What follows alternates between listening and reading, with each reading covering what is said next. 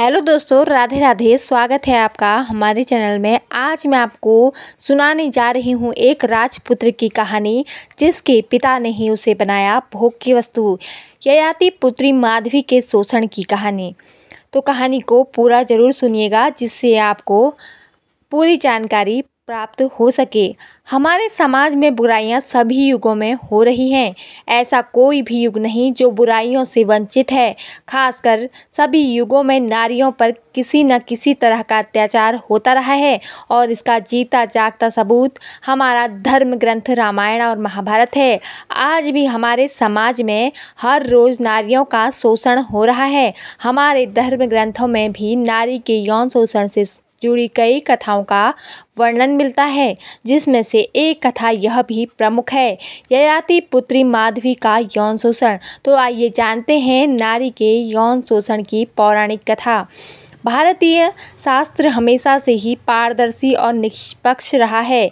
इस समय के लेखकों ने समाज में व्याप्त बुराइयों, कुप्रथाओं आदि को छुपाने की अपेक्षा सदैव उजागर व स्पष्ट रूप से सामने लाने का हमेशा से ही प्रयास किया है। चंद्रवंश के महान शासक राजा ययाति की पुत्री माधवी से जुड़ी इस कथा का उल्लेख महाभारत के उद्योग पर्व में वर्णित है। यह कथा है नहुष कुल में जन्मी माधवी की। माधवी राजपुत्री होने के बावजूद उसके पिता ने ही उसे कई लोगों से संबंध बनाने का विवश कर दिया। कथा के अनुसार ऋषि विश्वामित्र का एक गालव नाम का शिष्य था, जो बहुत ही गरीब था। शिक्षा पूरी होने के बाद विश्वामित्र ने उसकी गरीबी के कारण उसे गुरु दक्षिणा लेने से इनकार कर दिया, परंतु गालव को यह सब अच्छा नहीं लगा और वो विश्वामित्र से गुरु दक्षिणा मांगने की जिद करने लगा। गालव की जिद से नाराज होकर विश्वामित्र ने उसे 800 श्याम कर्ण घोड़े मांग लिए, जिसका उस समय में मिलना अत्यंत ही दुर्लभ था। गुरु की आज्ञा के अनुसार गालव आश्रम से घोड़े की खोज में निकल पड़ा। गालव सबसे पहले सहायता हेतु अपने मित्र गरुड़ के पास पहुंचा। गरुड़ ने गालव से कहा कि हमें प्रतिष्ठानपुर के महाराज ययाति के पास चलना चाहिए, वही हमारी सहायता कर सकते हैं। महाराज ययाति ने उन दिनों सबसे सम्मानजनक राजा माने जाते थे। गालव और गरुड़ राजा ययाति के पास पहुँचे और उनको सारा हाल कह सुनाया।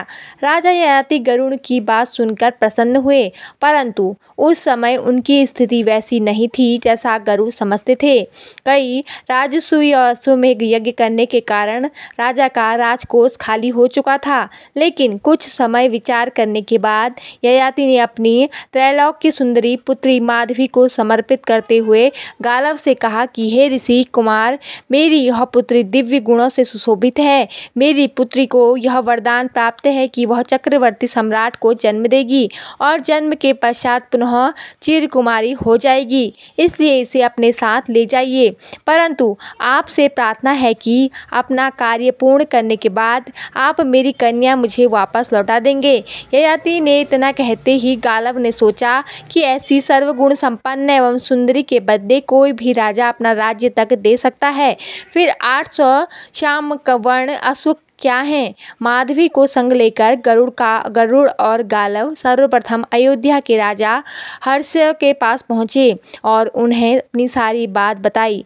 तब राजा हरिअश्व ने कहा कि इस समय तो मेरे पास श्याम वर्ण अश्वों की संख्या 200 ही है। हरिअश्व ने अपनी असमर्थता प्रकट करते हुए गालव और गरुड़ को यह सलाह दिया कि आपको मेरे ही समान अन्य राजाओं से भी माधवी के बदले में वैसे श्याम वर्ण अश्वों की प्राप्ति का उपाय करना होगा। मैं अपने 200 अश्वों को देकर बदले में माधवी से केवल एक पुत्र उत्पत्ति की प्रार्थना करूंगा। दूसरा कोई चारा न होने के कारण गालव और गरुड़ ने अयोध्यापति हर्ष ने की बात मान ली और माधवी को अयोध्या में छोड़ दिया। यथा समय राजा हयस्व ने संयोग से माधवी ने वसुमना नामक पुत्र को जन्म दिया, जो बाद में चलकर अयोध्या के राजवंश में परम प्रसिद्ध हुआ। उसके बाद गालव और गरुड़ काशी राज दिवोदास के दरबार पर पहुँचे। गालव और गरुड़ के अनुरोध पर वह भी अपने 200 श्यामवर्ण अश्वों को देकर माधवी जैसी सुंदर से पुत्र प्राप्त करने की लोभ रोक नहीं सका। यहाँ भी नियत समय पर माधवी के समागम से काशीराज दिवोदास ने प्रदत्तन नामक पुत्र की प्राप्ति की, जो बाद में काशीराज का पुनरुद्धारक ही नहीं परंपरागत शत्रुओं का विध्वंसक भी हुआ। इसके उपरांत गालव और माधवी पक्षीराज गरुड़ के संग भोजराज उशिनर के यहाँ पहुँचे। गालव और गरुड़ की प्रार्थना पर राजा उशिनर ने भी त्रैलोक की सुंदरी के माधवी के समागम से एक पुत्र प्राप्त कर अपने उन दुर्लभ अश्वों को उन्हें सौंप दिया। भोजराज का यही तेजस्वी पुत्र बाद में सीवी के नाम से विख्यात हुआ, जिसकी दानशीलता की अमर कहानी आज भी पुराणों में वर्णित है। तीसरे पुत्र की प्राप्ति के बाद भी माधवी का रूप यौवन पूर्वतः बना ही रहा। गालव को अपनी गुरु दक्षिणा देने के लिए अब 2 अश्व ही शेष थे। गालव द्वारा विश्वामित्र से प्राप्त की गई अवधि समाप्त होने वाली थी एवं गालव और गरुड़ को यह ज्ञात हो चुका था कि धरती पर इन 600 श्याम वर्ण अश्वों के सिवाय कोई भी ऐसा अश्व नहीं है। अंततः 600 अश्वों और त्रैलोक की सुंदरी माधवी तथा गरुड़ को संग लेकर वे गुरु विश्वामित्र के पास पहुँचे और शेष 200 अश्वों की प्राप्ति से असमर्थता प्रकट करते हुए कहा कि गुरुवर, आपकी आज्ञा से इस भूमंडल पर प्राप्त 600 श्यामकर्ण अश्वों को मैं ले आया हूँ, जिन्हें आप कृपा कर स्वीकार करें। अब इस धरती पर ऐसा कभी कोई भी अश्व नहीं बचा है, अतः मेरी प्रार्थना है कि शेष 200 अश्वों के शुल्क के रूप में आप दिव्यांगना एवं त्रिलोक सुंदरी माधवी का भोग करें। गालव की प्रार्थना का समर्थन गरुड़ ने भी किया। विश्वामित्र ने अपने प्रिय शिष्य की प्रार्थना स्वीकार कर ली और माधवी के साथ समागम से अन्य राजाओं की भांति उन्हें भी एक तेजस्वी पुत्र की प्राप्ति हुई, जो कालांतर में अष्टक के नाम से प्रसिद्ध हुआ। उनकी राजधानी का सारा कार्यभार ग्रहण किया और माधवी के बदले राजाओं से प्राप्त उन 600 दुर्लभ श्याम कर्ण अश्वों का भी वही स्वामी हुआ। इन चारों पुत्रों की उत्पत्ति के बाद माधवी ने गालव को गुरु के ऋण से मुक्त करा दिया और फिर वह अपने पिता राजा ययाति के पास वापस चली गई। उसके अंततः रूप और यौवन में 4 पुत्रों की उत्पत्ति के बाद भी कोई कमी नहीं थी। अपने इन चारों यशस्वी पुत्रों की उत्पत्ति के बाद जब वह पिता के घर वापस आई तो पिता ने उसका स्वयंवर करने का विचार प्रकट किया, किंतु माधवी ने किसी अन्य पति को वरण करने की अनिच्छा प्रकट करते हुए तपोवन का मार्ग ग्रहण कर लिया।